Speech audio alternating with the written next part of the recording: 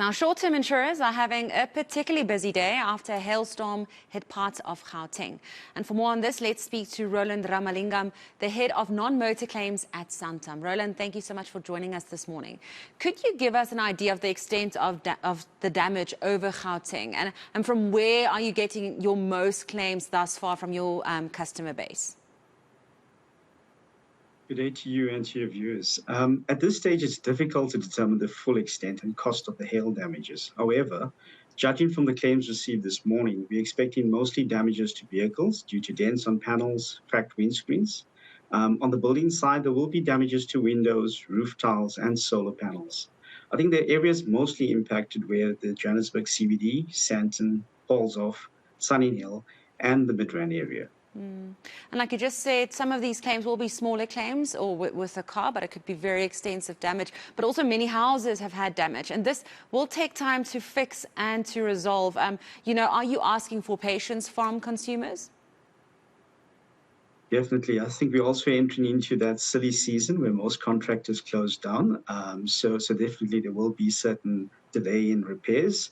But however, the reports yesterday suggested some of the hails were very small and some were large. And the areas impacted where we had large hail will definitely have more sort of damages, especially to, like I mentioned, the windows, roof tiles, and other outdoor sort of, structures like shade nets, for example.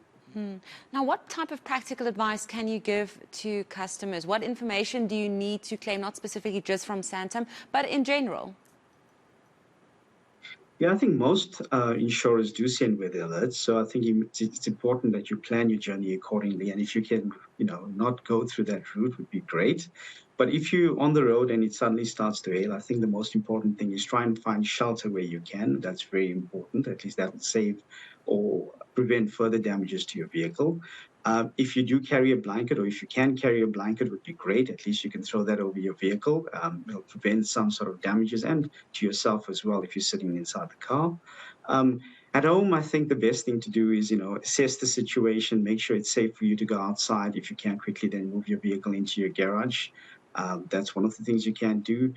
When the hail does stop, or the storm does stop, if you can just clean your gutters and try and take out the hail that's concentrated there, or in any other areas outside your property where it's concentrated, if you can do that. And I think the most important thing, when there is a hailstorm, please just close your shutters, your blinds, your curtains, and that'll prevent the hail from coming into your property or into your house, and also, causing any personal injury as far as possible. And then in specific with the claims process, what sort of information is needed from customers to ensure that the claim process goes smoothly?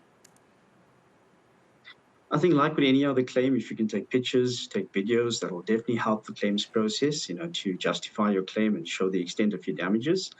Most insurers do offer certain amounts towards emergency sort of repairs. So if you can, get a contractor out, immediately try and prevent further damages to your property, that'll be fantastic as well.